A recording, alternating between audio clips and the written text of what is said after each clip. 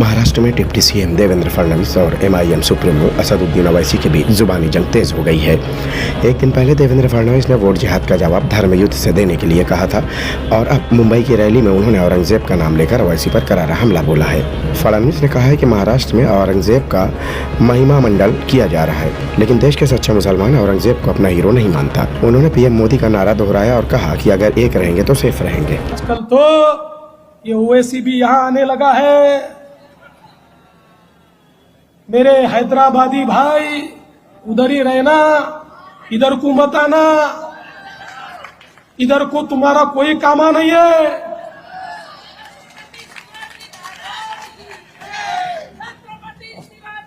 अरे भाई मैं समझ नहीं पा रहा हूं ये क्या यहां पर हो रहा है। यहां पर आकर हमको धमकियां दी जा रही है, यहां पर आकर औरंगजेब का महिमा मंडन हो रहा है। मैं बता देना चाहता हूं, भारत का जो सच्चा मुसलमान है वो भी औरंगजेब को अपना हीरो नहीं मानता।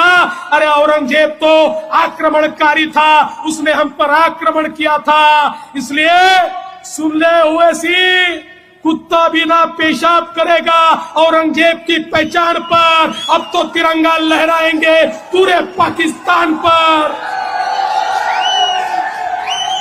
मुंबई की रैली में दिए गए फडणवीस के बयान का जवाब ओवैसी ने भी मुंबई से ही दिया। बीजेपी नेता को घेरते हुए कहा कि पीएम मोदी और अमित शाह के साथ मिलकर भी फडणवीस उनका मुकाबला नहीं कर सकते। ओवैसी ने फिर पूछा कि अगर देश में वोट जिहाद चल रहा है तो बीजेपी अयोध्या की सीट कैसे हार गई। उन्होंने बीजेपी पर निशाना साधते हुए कहा है, कल तक लव जिहाद था, फिर लैंड जिहाद हुआ, फिर जॉब जिहाद हुआ और अब वोट जिहाद हुआ। फडणवीस को जिहाद का मायने भी पता है क्या? अब ये आपके महाराष्ट्र के deputy chief minister Fadnavis Aurangabad को आके बोले, सुन ले असदुद्दीन ओवैसी, सुनो देवेंद्र फडणवीस, तुम अमित शाह और मोदी तीनों बैठकर भी मेरी जबान का मुकाबला नहीं कर सकते, याद रखो।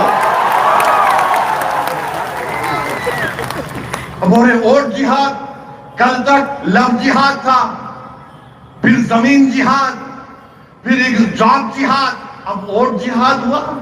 अच्छा मोदी जी जरा बताइए वोट जिहाद का डेफिनेशन क्या है? अमित शाह बताओ वोट जिहाद का डेफिनेशन क्या है? तुम अयोध्या में हार गए, कैसे हारे?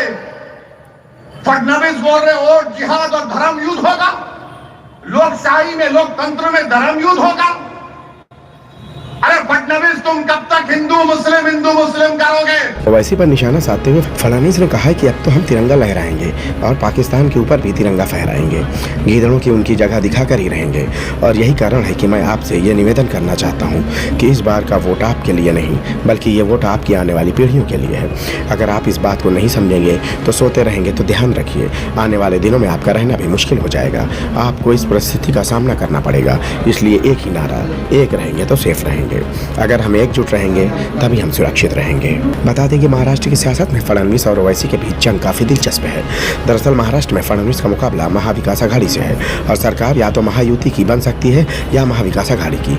ओवैसी की पार्टी महाराष्ट्र में केवल 16 सीटों पर चुनाव लड़ रही है और एमआईएम ने मुस्लिम बाहुल सीटों पर अपने उम्मीदवार उतारे हैं। ओवैसी उन्हीं सीटों के प्रचार के लिए मुंबई में रैलियां कर रहे हैं। एक तरफ जहां ओवैसी मुस्लिम वोटरों को रिझाने में जुटे हुए हैं तो दूसरी तरफ फडणवीस ध्रुवीकरण के लिए वोटरों को सावधान कर रहे हैं। शाहिद अंसारी, बॉम्बे लीक्स, मुंबई।